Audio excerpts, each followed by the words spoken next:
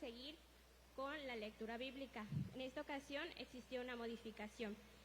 Vamos a leer la lectura bíblica en el Antiguo Testamento, en Isaías, en el capítulo 9, del 1 al 7. Isaías 9, del 1 al 7. Les invito a que cuando lo tengan se pongan de pie.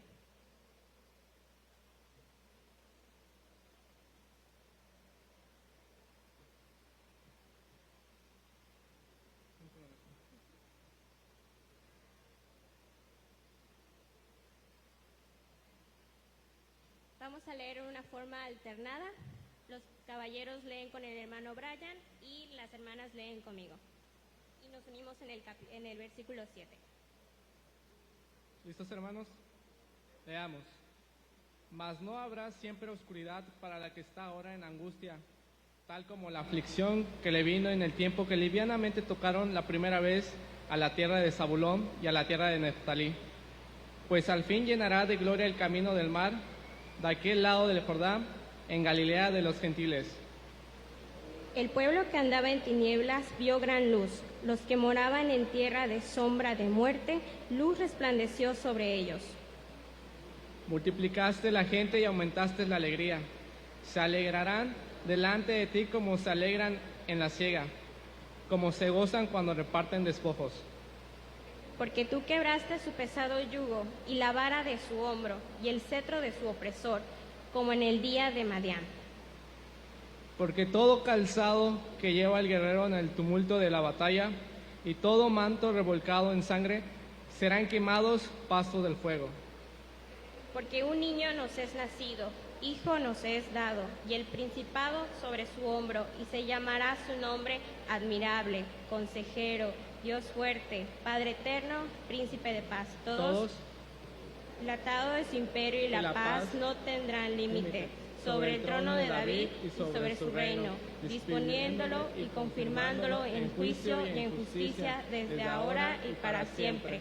El celo de Jehová de los ejércitos hará esto. Escuchemos el mensaje a cargo de nuestro anciano de iglesia, Marco Antonio Pérez Valverde, con título Nuestro admirable consejero.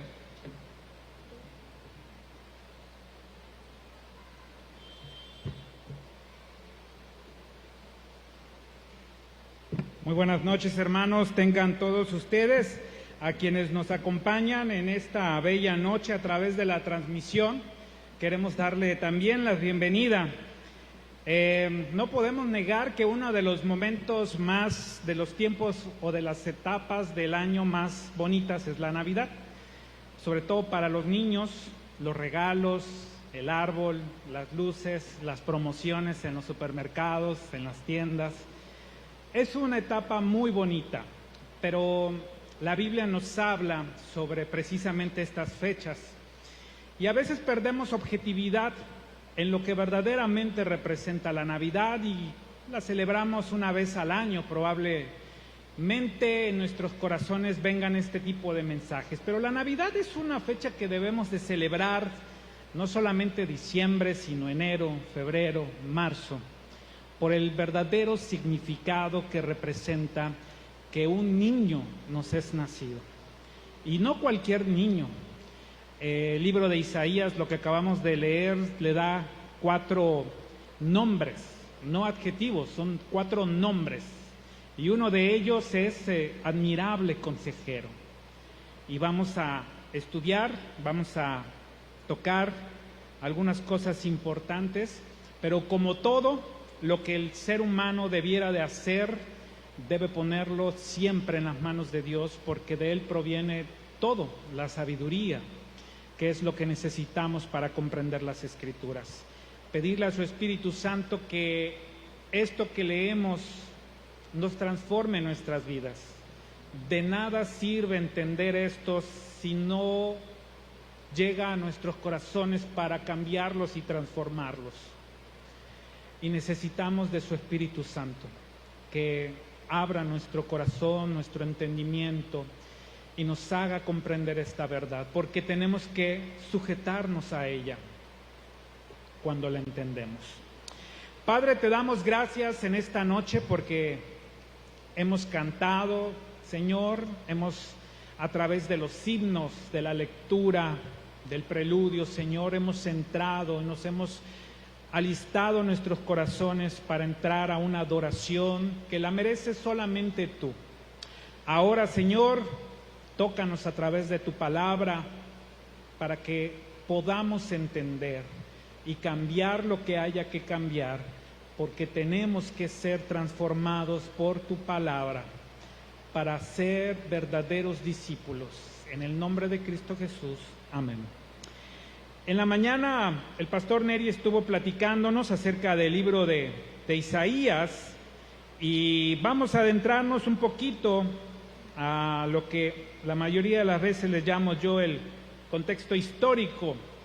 El contexto histórico, repito, a los que no han tenido oportunidad de escuchar, es estudiar la Escritura y los sucesos a través de lo que estaba aconteciendo en ese momento. La Escritura fue escrita para un pueblo diferente al nuestro, en un idioma diferente, bajo unas costumbres diferentes, pero no significa que no sea un lenguaje para nosotros, un mensaje, porque trae desde luego algo para nosotros, y es algo que podemos ver que se repite en nuestras vidas.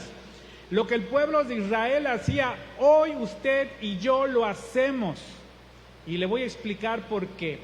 De tal manera que el contexto histórico nos habla del profeta Isaías en el Antiguo Testamento. Fue un hombre que Dios llamó, un hombre que estuvo cercano a 4 gobiernos. Si vamos al primer capítulo de Isaías, el versículo 1, dice así: visión de Isaías, hijo de Amós, la cual vio acerca de Judá y Jerusalén en días de Usías, Jotam, Acaz y Ezequías, reyes de Judá. Aquí tenemos lo principal que nos da claridad de quién es el autor de este libro del Antiguo Testamento que se llama Isaías. Por regla tiene que su autoría pertenece a Isaías. Y nos da más datos, nos dice que él estuvo en el entorno de 4 reyes que gobernaron. ¿Qué partes gobernaron? Judá y Jerusalén. Entonces podemos entender que este profeta, llamado por Dios, fue cercano a 4 reyes en una provincia muy especial, Judá y Jerusalén. Este profeta que tuvo su llamado en el versículo 6, vamos a ir ahorita al libro de Crónicas para ver un poquito quiénes fueron estos reyes. Segundo libro de Crónicas, capítulo 26, versículos 3 y 4. Crónicas es un libro que relata los hechos de los libros anteriores, que son reyes. Entonces, para que usted pueda familiarizarse un poco, cuando hablamos las crónicas, literalmente decimos las crónicas de los reyes. Recuerden que el primer sistema de gobierno era un gobierno teocrático, era directamente Dios a través de los hombres que él levantaba. Después el pueblo de Israel dijo: no queremos más hombres que hablen a través de ti, porque las demás naciones tienen reyes y también queremos reyes. ¿Recuerdan cuando le dice Samuel a Dios: es que me desprecian? Y le dice Dios a Samuel: no te están despreciando a ti, a mí es el que me están despreciando, ahora les vamos a dar reyes. Entonces los libros del Antiguo Testamento, Primera y Segunda de Reyes, hablan acerca de estos reyes que el Señor levantó, y las crónicas relatan las crónicas de estos reyes. Yo creo que esta noche, si usted se saliera y no pusiera atención, al menos con estas 2 cosas importantes, sería muy bueno que se fuera. Vamos a ver entonces de estos 4 reyes, vamos a ver un poco de historia, breve y sencilla, en Segunda de Crónicas 26, versículo 3 y 4. Ya lo tenemos en pantalla, y esto es acerca del rey Usías, el rey Usías que nos describe en Isaías capítulo 1, versículo 1. ¿Quién fue este rey? Dice, de 17 años era Uzías cuando comenzó a reinar, y 52 años reinó en Jerusalén. El nombre de su madre fue Jecolías de Jerusalén. Versículo 4 dice, e hizo lo recto ante los ojos de Jehová, conforme a todas las cosas que le había hecho Amasías, su padre. Dos cosas muy importantes que vemos. Un rey que inició su gobierno desde los 17 años y un rey que gobernó 52 años. Este rey hizo grandes cosas en favor de su pueblo. De hecho, el versículo 4 lo describe como hizo lo recto delante de los ojos de Jehová, conforme a todas las cosas que le había hecho Amasías su padre. Vemos la importancia de guiar a nuestros hijos en la palabra de Dios, porque serán el reflejo de una conducta conforme a su palabra. Y aquí lo tenemos, pero no solamente basta eso. La caída también del rey Uzías, vamos a verla en el mismo capítulo, versículo 26, dice así, Segunda de Crónicas 26, capítulo 26, versículo 16.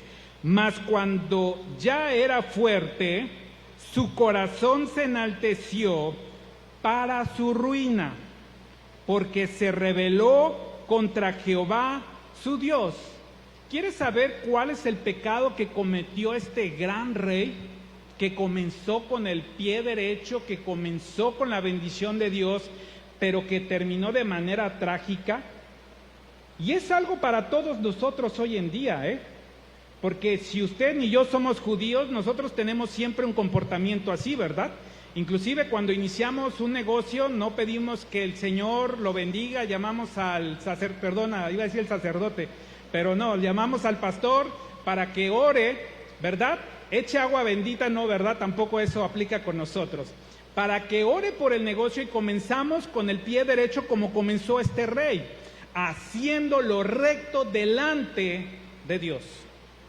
Pero fíjese el versículo 16, mas cuando ya era fuerte, su corazón se enalteció para su ruina,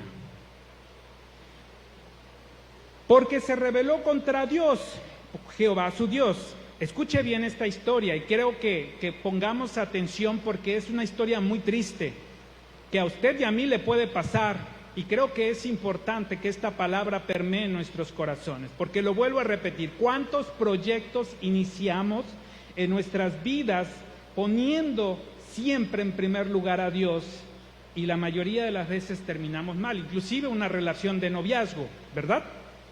Inclusive un matrimonio. Dice así, sigamos leyendo, entrando en el templo de Jehová para quemar incienso en el altar del incienso.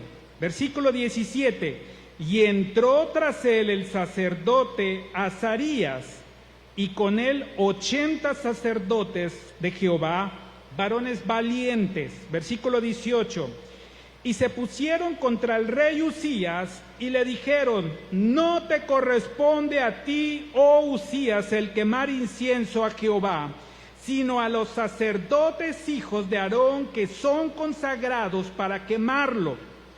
Sal del santuario, porque has prevaricado, y no te será para gloria delante de Jehová Dios. Versículo 19. Entonces Uzías, teniendo en la mano un incensario para ofrecer incienso, se llenó de ira, y su ira contra los sacerdotes. Aquí la consecuencia, la lepra le brotó en la frente, delante de los sacerdotes, en la casa de Jehová, junto al altar del incienso. Versículo 20. Y le miró el sumo sacerdote Azarías y todos los sacerdotes, y he aquí la lepra estaba en su frente, y le hicieron salir apresuradamente de aquel lugar, y él también se dio prisa a salir porque Jehová le había herido. Versículo 21. Así el rey Uzías fue leproso, qué triste, hasta el día de su muerte.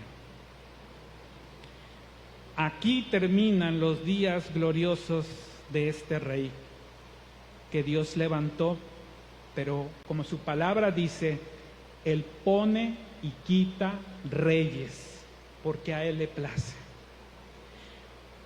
En el contexto sacerdotal podemos decir que cuando estaban las 12 tribus de Israel, a ver, a los alumnos de alabanza lo van a recordar muy bien, Dios escogió a una tribu específicamente para el cargo honroso del sacerdocio y servicio en el templo. ¿Quiénes eran, jóvenes?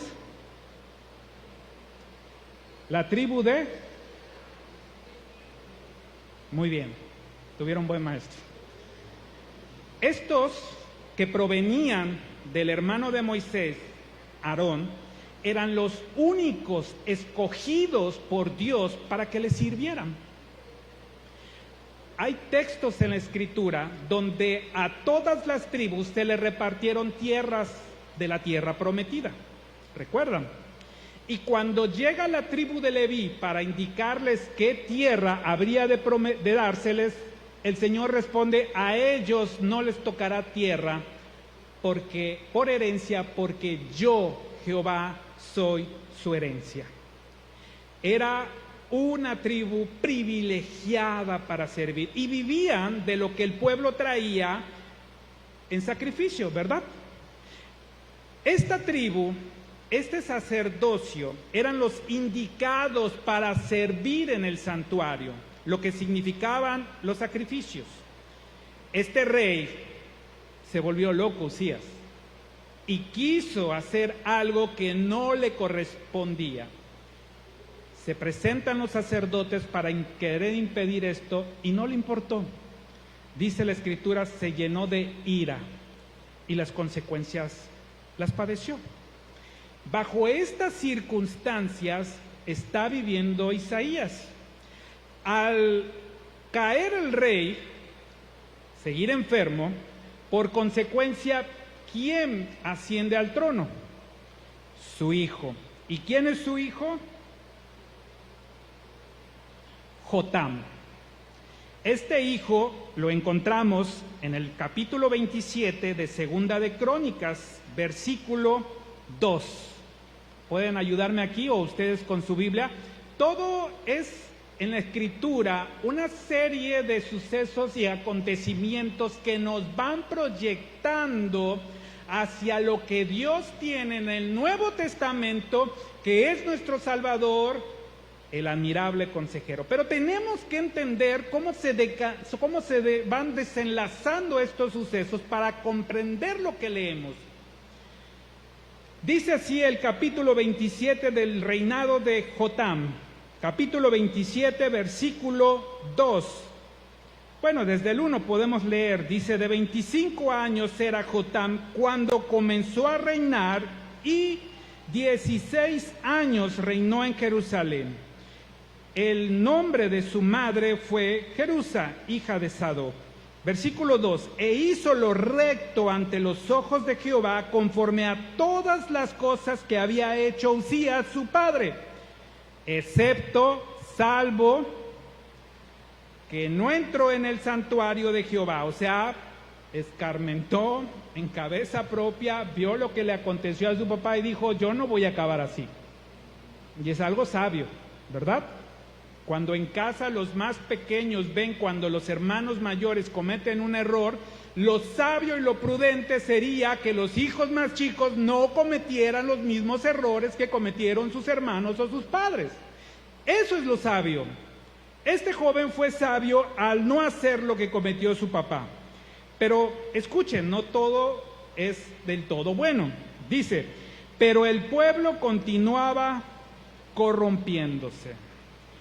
Vemos una decadencia espiritual que presenciaba en ese momento el pueblo de Israel, el pueblo escogido por Dios, el pueblo del pacto, el pueblo de la promesa desde el Génesis. que comenzó a adoptar lo que hoy pudiéramos llamar el paganismo, la idolatría. Seguía corrompiéndose, hubieron reformas que se hicieron para volver a Dios, pero todavía seguía teniendo el pueblo vestigios, olor a pecado. Y esto lo tenemos que aplicar en nuestra vida y en nuestra vida espiritual, porque conocemos a Cristo, venimos al camino, pero seguimos teniendo nosotros vestigios, similitudes con el mundo, pecados ocultos, pecados que traemos, que reconocemos, pero que ya aprendimos a vivir con ellos. Y este pueblo, aun cuando se arrepentía de su vida, al abandonar el camino, regresaba a él, seguían teniendo imágenes, seguían rindiendo culto a los ídolos de las comunidades cercanas, porque así lo adoptaron. Por eso yo digo, no somos judíos, pero nos comportamos como judíos, porque es la historia del ser humano, usted y mía. La vida de usted y la mía se parece a los de él. Clamamos a Dios, pedimos un milagro, pedimos una oportunidad. Cuando nos las concede, ¿qué pasa después? Nos olvidamos que existe Dios, nos olvidamos quién abrió las puertas, nos olvidamos a quién rendimos nuestra adoración, nos olvidamos de todo lo que tiene que ver con Dios, nos olvidamos de la iglesia, nos olvidamos de la obediencia. No somos judíos, pero nos comportamos con Él por una sencilla razón, porque el pecado está en nosotros. Ya sean judíos, ya sean mexicanos, ya sean norteamericanos, todos tendemos a hacer lo incorrecto delante de los ojos de Dios.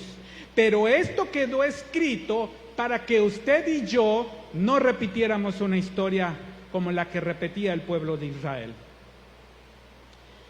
Esto era algo ya que pasaba una y otra vez. ¿Recuerdan cuando sale el periodo de los jueces? El Señor levanta a un juez como Sansón, lo liberta. Sansón mata más filisteos porque tiró las columnas de donde se encontraba, y dice la Escritura que mató más filisteos de los que mató en vida. Porque entiéndalo, hermanos, Dios va a terminar cumpliendo su promesa a pesar de nosotros. Porque sus promesas Él las cumple, y aquí estamos viendo que a pesar que Él hizo en Génesis un pacto con la nación de Israel, Israel fallando una tras otra vez, Él cumplió su promesa al entregarles un rey que es Jesucristo nuestro Señor, que lo que vino a hacer fue a liberarnos nosotros y cada uno de ustedes de nuestros pecados. Eso es lo que esta historia nos está narrando de usted y de mí. Que repito, aunque no seamos judíos, nos parecemos. Si tomaran una foto diría, ¡ay, se parece a mí lo que yo hago! Estos reyes se levantaron haciendo lo bueno, pero cayendo por quitarle la honra a Dios. Y es así como Isaías recibe el llamado de Dios, porque, escúcheme, aunque haya una nación desobediente, aunque en su casa usted como padre aún abandonen la fe, Dios seguirá teniendo misericordia, y uno de ustedes, sea papá o mamá o hijo, se levantará para interceder por ustedes como familia. Siempre podemos experimentarlos. ¿Cuántos de nuestros hijos abandonan la fe? Y a lo mejor nosotros seguimos intercediendo, porque el Señor levantó a Isaías en medio de una nación que se estaba corrompiendo. Esa promesa la tiene para su familia, para usted. Recuerda, a lo mejor, si usted está sola aquí y su esposo abandonó la fe, Dios la tiene a usted, o a usted, varón, para que siga intercediendo por su hogar. Así como Isaías, que pertenecía al pueblo judío, al pueblo de Israel. ¿Dónde encontramos el llamamiento de Isaías? Vámonos a Isaías, capítulo 6. Este es el contexto espiritual, histórico que estaba aconteciendo en esos años. Déjenme decirle que Isaías es un libro profético, o sea, no todo lo que está escrito estaba pasando en ese momento, ¿verdad? Cuando dice un niño nos es nacido, se está refiriendo a un suceso futuro que es el nacimiento de Jesucristo, pero que no era en ese tiempo. Entonces, algunas cosas que vamos a leer ahorita es profecía, inclusive profecía que ni siquiera ha cumplido al día de hoy, pero que se va a cumplir porque sabemos que proviene de Dios, ¿verdad? Capítulo 6, versículo 1, dice el libro de Isaías: en el año que murió el rey Usías, ¿ya saben de quién estamos hablando? Del rey Usías, el que se levantó cuando tenía, me explico, 17 años, hizo grandes reformas, pero fue un rey que quiso quemar incienso incorrectamente y murió de lepra. De este rey estamos hablando. En el año que murió el rey Usías, vi yo al Señor sentado sobre su trono, alto y sublime, y sus faldas llenaban el templo. Aquí estamos ante el llamado para ser un profeta de Dios. Nos encontramos ante una teofanía, lo que consideran los teólogos que una revelación acerca de Dios. Todo esto que estamos viendo aquí fue una visión que tuvo Isaías sobre Dios.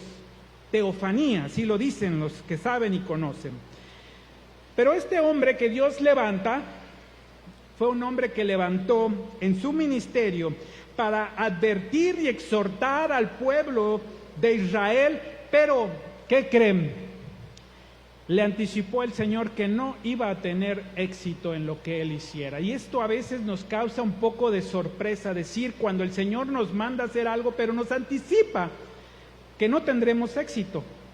Caso similar en el caso de Moisés. ¿Recuerdan cuando el Señor le dice, ve a Faraón, pero yo he endurecido el corazón de Faraón? Y es algo que a veces a mí no me causa conflicto, sino me causa sorpresa. Dios le dice a Moisés, ve, pero te va a decir que no porque yo le he endurecido. Entonces, ¿para qué me manda, Señor, si ya endureciste su corazón? ¿Verdad? Si la respuesta va a ser no y no y no, bueno, Dios tiene planes, está formando el carácter de Moisés, está formando el carácter de Isaías. ¿Dónde nos damos cuenta? En el versículo 9 de este capítulo 6, lea conmigo, versículo 9 del capítulo 6 de Isaías. Y dijo, anda y di a este pueblo, oíd bien y no entendáis, ved, por cierto, mas no comprendáis. Engruesa el corazón de este pueblo y agrava sus oídos y ciega sus ojos para que no vean con sus ojos, ni oigan con sus oídos, ni su corazón entienda, ni se convierta y haya para él sanidad. Duro juicio de Dios. Levanta a Isaías como un profeta para que advierta al pueblo de Dios de lo que estaba por venir. El pueblo de Israel, a causa de su desobediencia, iba a caer en manos de la cultura asiria y los asirios para sujetarlos a esclavitud, porque desobedecían, porque se apartaban de la mano de Dios. Entonces, es levantado, pero aún así Dios le dice, no van a entender. Y eso lo vemos también hoy en día cuando venimos una tras otra vez y escuchamos predicar la palabra de Dios y nuestro corazón está tan endurecido que aún salimos y seguimos perseverando en nuestro pecado que ha sido exhortado todos los domingos. ¿Nos parecemos o no nos parecemos a ellos? ¿Verdad? Nos parecemos muchísimo. Isaías fue levantado, pero le fue advertido que su ministerio no rendiría frutos, como él creía que iba a rendir. Pero para nosotros sí, porque tenemos un panorama, tenemos una radiografía, es como si tuviéramos un collage en nuestra casa de los acontecimientos. Eso es la Biblia. Fotografías de los sucesos que estuvieron pasando a lo largo de la historia humana. donde el Señor nos está hablando para decirnos todas las cosas maravillosas que tiene para la humanidad, pero a causa del pecado se ha corrompido por completo, pero su propósito lo terminará cumpliendo. Porque si la meta y el propósito de Dios era liberar al pueblo de los filisteos, lo terminó cumpliendo aún con la muerte de Sansón. Dios cumplirá sus propósitos hasta el último día de la historia de la humanidad. A pesar de nuestra oposición, de los reyes, del orden mundial, de los Illuminati, de todas esas teorías de conspiración que existen, que algunas son reales, algunas son fantasiosas. Aun cuando los hombres y gobernantes de este mundo se reúnan para conspirar contra los planes de Dios, aún Él es soberano. Levantó a este hombre para anunciar el plan perfecto que estaba destinado, hecho desde la eternidad pasada.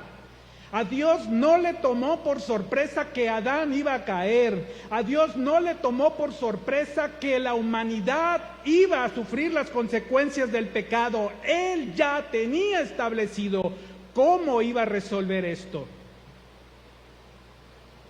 Y levanta a hombres a lo largo del Antiguo Testamento para vislumbrar poco a poco lo que habría de ser los sacrificios que aquí hemos platicado con los de alabanza, los chicos.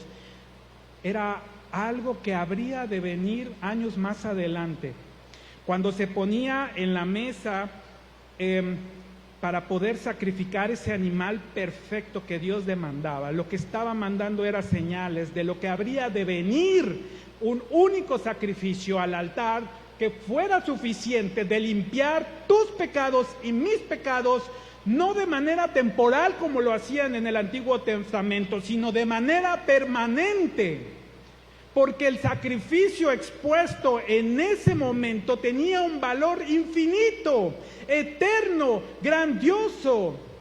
Por eso es que con ese único y suficiente sacrificio es que somos perdonados de nuestros pecados pasados, presentes y futuros. Ese es el Evangelio, que no importa cómo nos hayamos comportado, aún lo que han hecho todos los hombres, su sangre es más que suficiente para limpiar de nuestros pecados, si nos arrepentimos, si confesamos nuestros pecados. Todo el Antiguo Testamento nos va a proyectar hacia la vida de Cristo y su obra. ¿Ustedes creen que la historia hermosa, bonita que tenemos del hombre de gran fe como Abraham, cuando el Señor lo detuvo que sacrificara a su único hijo, concluyó ahí? No, no concluyó. Años posteriores vendría una escena similar cuando Dios ofrece a su único hijo unigénito para que muera por el pecado de todos nosotros. Nos estaba mostrando a la humanidad del Señor lo que habría de venir en la persona de Cristo. El Antiguo Testamento no es aburrido. El Antiguo Testamento nos abre los ojos para conocer lo que había de manifestarse en el Nuevo Testamento, y es Jesucristo. Es así que en este contexto próximo a ser el pueblo de Israel tomado por gobiernos asirios para ser esclavos. Por eso es que el Señor levanta hombres y mujeres en tiempos difíciles, mujeres como ustedes, hermanas, que siguen intercediendo por sus hijos, mujeres que siguen intercediendo por sus esposos, padres que siguen siendo obedientes a la obra del Señor y traen a sus hijos. Y tal vez usted no vea el resultado, ¿verdad? Pero usted tenga la seguridad y la confianza de que lo que está haciendo es en obediencia a Dios. Usted no se preocupe, la obra la hace el Espíritu Santo. Usted siga intercediendo por sus hijos, usted siga orando por sus hermanos, usted siga orando por todas las personas que aman, que todavía no llegan al conocimiento de la verdad. Para Dios no hay imposibles. y al que cree todo le es posible. Porque para que lo que al hombre le es imposible, para Dios es posible. Este hombre Isaías, en el capítulo 9, cuando dice: mas no habrá siempre obscuridad, capítulo 9, versículo 1, mas no habrá siempre obscuridad para la que está ahora en angustia, tal como la aflicción que vino en el tiempo que livianamente tocaron la primera vez la tierra de ¿qué? Zabulón y la tierra de Neftalí. Pues al fin llenará de gloria el camino del mar, de aquel lado del Jordán en Galilea de los gentiles. ¿Sabe a qué se refiere este texto? Es una profecía. ¿Sabe por qué menciona a Zabulón y Neftalí? Porque serían las primeras ciudades que caerían ante los gobiernos de Asiria y sirios. Está profetizando Isaías. Pero les dice: pero no habrá para siempre oscuridad para esta tierra. ¿Y sabe por qué? Porque si nos vamos a Mateo 4, 15 y 16, ahí inició su ministerio nuestro Señor Jesucristo. Ahí la verdad comenzó. Por eso relata que aún estas ciudades que fueron las primeras que cayeron ante la opresión siria, que fue algo tormentoso y difícil y doloroso, el Evangelio llegaría a estas primeras tierras. Mateo 4, 15 y 16. Si quieren vamos para allá, para que vean que sí está. Mateo 4. Tierra de Zabulón y tierra de Neftalí. ¿Cuáles? Las de Isaías. Camino del mar al otro lado del Jontar. Galilea de los gentiles. 16. El pueblo asentado en tinieblas, ese pueblo que cayó ante la opresión, como Jesucristo inició ahí su ministerio, vio gran luz, y los asentados en región de sombra de muerte, luz les resplandeció. A eso se refiere el versículo 1, a esa tierra que cayó en tinieblas porque se apartó de Dios, se apartó de estar en comunión con su Creador. Pero la promesa que dice Isaías es que vendría a ellos luz que resplandecería, porque no siempre estarían en tristeza, porque no siempre estarían en desgracia. Ahí inició nuestro Señor Jesucristo su ministerio, ahí comenzó el Evangelio a resplandecer. Y ahora esa promesa también para usted y para mí, y para todos aquellos que creen. No siempre nuestras vidas iban a ser de lamento y tristeza, porque el Evangelio llegaría a nuestras vidas, ¿verdad? El Evangelio tocaría su corazón de tal manera que usted ahora, en medio de las dificultades, aún hay gozo, aún hay esperanza. En medio de esta pandemia tenemos la convicción de que si muriéramos, estaríamos en la presencia de Dios. No siempre va a haber tristeza en medio de este pueblo. Y la luz resplandeció en nuestros corazones, el suyo, hermana, hermano. Debe haber gozo, así como este pueblo. Versículo 2.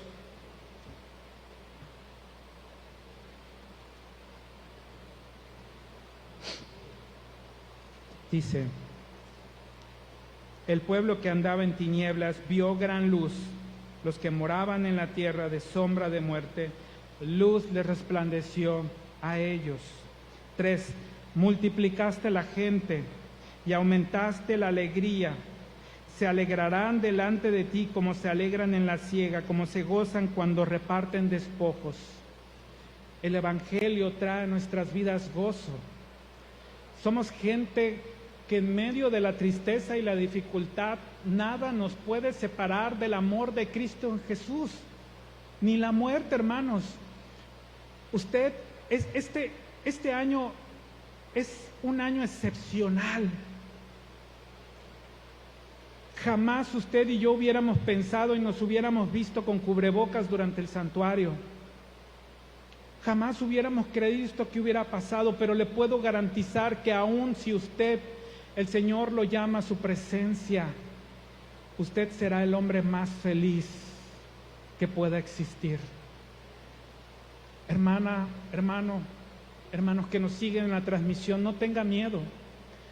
No estamos diciendo que sea usted irresponsable y salga a la calle sin las medidas necesarias, pero usted no debe temer a la muerte. Pablo lo decía, para mí el vivir el Cristo y el morir es ganancia. Claro que lo vamos a extrañar, claro que vemos bancas vacías de personas que han partido a la presencia de Dios. Reflexionábamos en una visita con la presidenta de la femenil, ¿verdad? Con la hermana María Luisa, la partida de nuestra hermana Finita, de nuestra hermana Conchita, y las extrañamos. Ellas más las extrañan por el contacto que tenían. Pero le quiero decir una cosa, ellos están en este momento eternamente felices. Si usted no cree eso, tiene un problema serio, serio. Porque el Evangelio nos trae gozo a los que vivimos en algún momento en tinieblas. ¿Recuerdan los hogares que se encuentran aquí presentes que vivían bajo la violencia por causa del alcohol? No conozco a nadie, pero debe existir. ¿Recuerdan los matrimonios, los hijos que vivieron bajo el problema del adulterio? Usted creció a lo mejor, pero esas cosas ya pasaron. El Señor ha sanado los corazones de todos y cada uno de ustedes. Los ha hecho nuevas criaturas, los ha hecho nuevos, nos ha hecho casi invencibles. Porque podemos perder el trabajo, pero mientras tengamos a Dios lo tenemos todo. Porque podemos perder la salud, pero lo tengamos a Él, lo tenemos todo. Todo. Podrán arrebatarnos nuestra vida, pero nuestra fe nunca. Nuestra esperanza jamás. Por eso es que somos invencibles, fuertes, victoriosos, más que victoriosos, a causa de este niño que nos es nacido. Porque tú quebraste su pesado yugo, versículo 4, y la vara de su hombro, y el cetro de su opresor, como en los días de Madián. Este es un hecho futuro que habla acerca de Israel. Y eso es lo que va a acontecer con Israel. Un pueblo que ha sido perseguido brutalmente al grado de quererlo desaparecer. ¿Recuerdan? Hitler quería desaparecer a los judíos. ¿Los desapareció? Déjenme decirle que es una de las naciones más poderosas en tecnología, en economía, en agricultura. Entre, googlee. Pero todavía siguen teniendo enemigos. Por eso esto es una profecía de lo que está por venir. Porque quebrará el pesado yugo y la vara de sus opresores. ¿Cuándo va a suceder esto? En el retorno de nuestro rey, su rey, mi rey. En ese momento librará a su pueblo Israel y a nosotros los gentiles, de los cuales también formamos parte. Versículo 6. Porque un niño nos es nacido, nos es dado, y el principado sobre su hombro, y llamará su nombre Admirable, Consejero, Dios fuerte, Padre eterno, Príncipe de paz. Son sus nombres. ¿En dónde podemos ver esta promesa de esta profecía? Vamos, por favor, si me acompaña usted y me acompañan los chicos de multimedia. Segunda de Samuel 7, 16.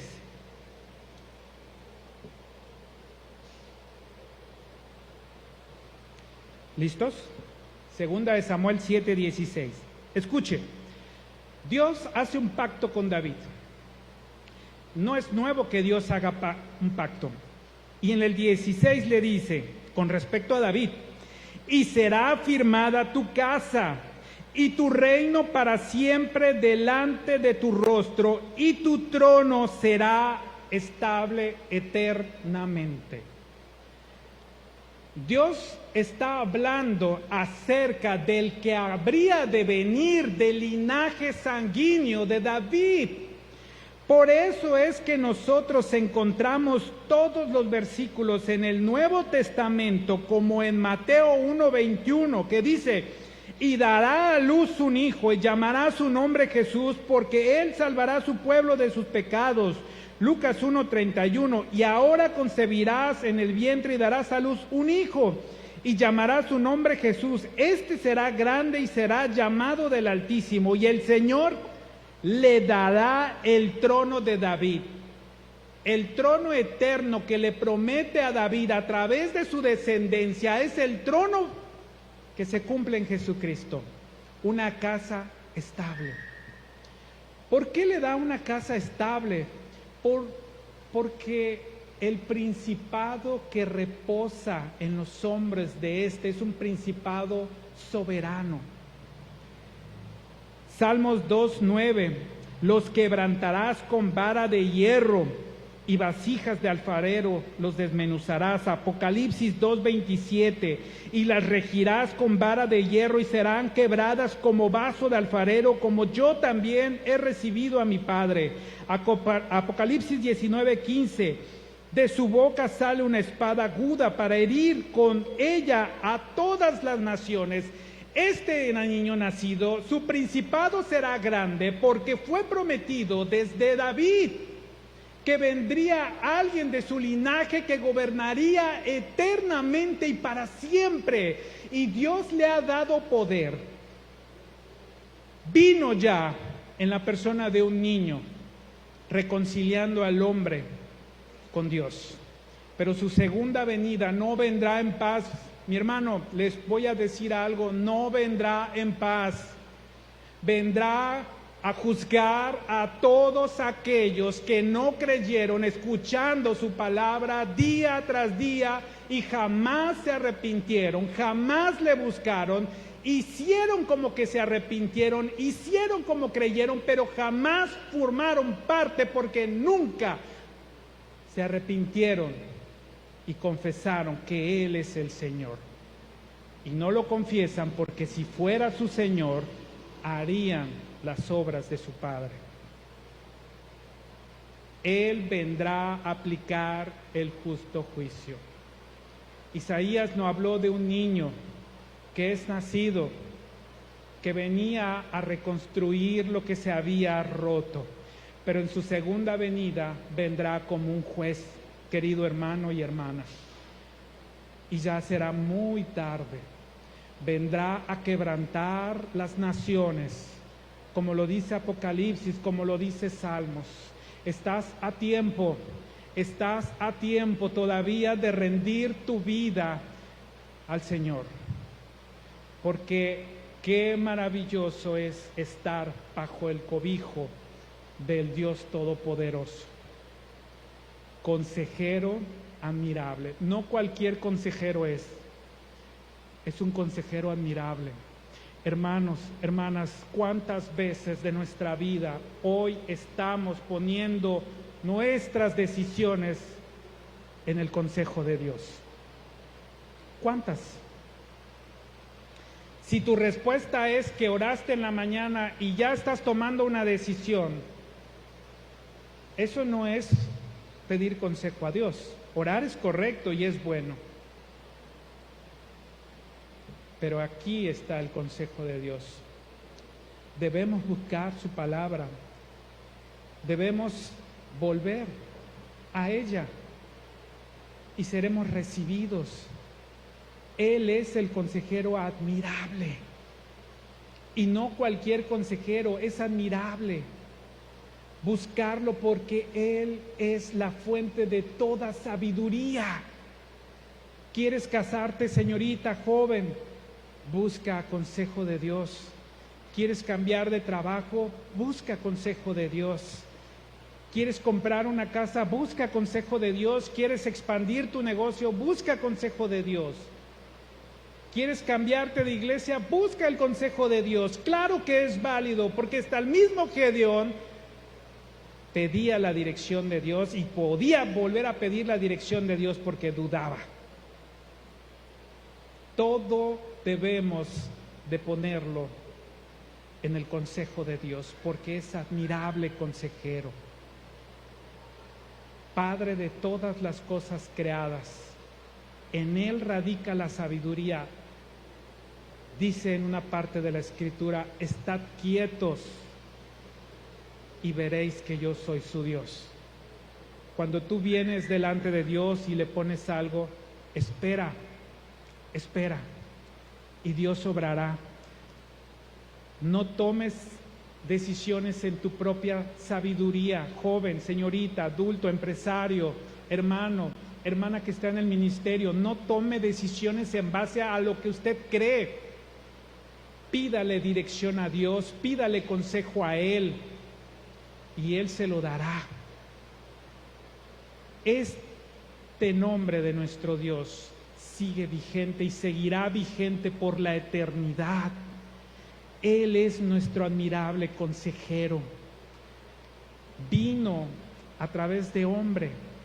Imagínense, todos aquí fuimos padres y cuando cargamos a nuestros hijos, ¿quién iba a decir que en ese año iba a depender toda la humanidad en un ser tan pequeño? Abrió el camino para que usted y yo fuéramos reconciliados con nuestro Padre. Y en su segunda venida no vendrá en los mejores términos, vendrá en términos de guerra. Y a todos aquellos que no creyeron están destinados, no al infierno, que sí hay infierno, porque fuera de su presencia es el infierno, lejos de Él. Eso es el infierno. Claro, hay tormento y todo, y no tanto como nos los ha vendido Hollywood, con el diablo y su trinche picando a la gente, haciendo maldades. Estar lejos de la presencia de nuestro Dios, eso es lo más terrible. Imagínense, llegará el momento que Él enjuicie las naciones y diga: mío, mío, mío, mío, mío, lo demás no lo conozco. Terrible, es terrible. Por eso estas cosas fueron escritas. En este tiempo nos da la oportunidad de exponerlas, meditarlas. El Señor no muestra nuestro pecado y nuestra rebeldía para avergonzarnos, sino para que nos arrepintamos y nos acercamos a Él. Dice su palabra que si confesamos nuestros pecados, Él es fiel y justo para perdonarnos de toda maldad. Toda. Todos aquí tenemos pecado. Si usted quiere hacer las paces con Dios, hoy es una buena oportunidad. Tal vez ha tomado todas las decisiones sin consultarle a Él. Es más, tal vez usted, como Usías, comenzó bien con su pie derecho, pero mire, puede acabar mal, como Usías. Nadie diga que no puede acabar como Usías. Oremos para que el Señor no nos permita acabar como Usías. Porque el que diga que no puede caer, que mire su camino, porque es probable que caiga. Si alguien aquí en esta noche desea platicar con un anciano, con el pastor acerca de su salvación, a veces es necesario que alguien nos escuche, que alguien depositemos nuestras cargas. No se vaya, hermano. Y a los que nos siguen en la transmisión, recuerden siempre que nuestro Señor está disponible 24 horas al día, siempre esperando que sus hijos se acerquen a hacer las paces con Él. No tiren saco roto, jóvenes, hombres, mujeres. Tome en cuenta lo que dice la palabra de Dios y haga de Dios su consejero. Admirable. Padre, en esta noche te damos gracias por tu palabra, porque a través de Jesucristo, Señor, nos has dado todo. Nos has dado misericordia, nos has dado salvación, nos has dado amor, nos has dado provisión, nos has dado humildad, nos has dado mansedumbre, nos has dado todo. La persona de Jesucristo es, Señor, todo lo que necesitamos. Padre, si nuestros corazones en esta noche están buscando felicidad, expectativa en otras cosas del mundo, Señor, que tu palabra y tu Espíritu Santo nos hagan ver que fuera de ti no hay nada. Separados de ti estamos muertos. Señor, que tu Espíritu Santo quebrante nuestro duro corazón, Señor, para siempre ir corriendo a ti, Señor, a los brazos de nuestro Padre, de nuestro consejero, de nuestro Dios fuerte, de nuestro príncipe de paz, que es Jesucristo, Señor de señores. Gracias te damos. Amén.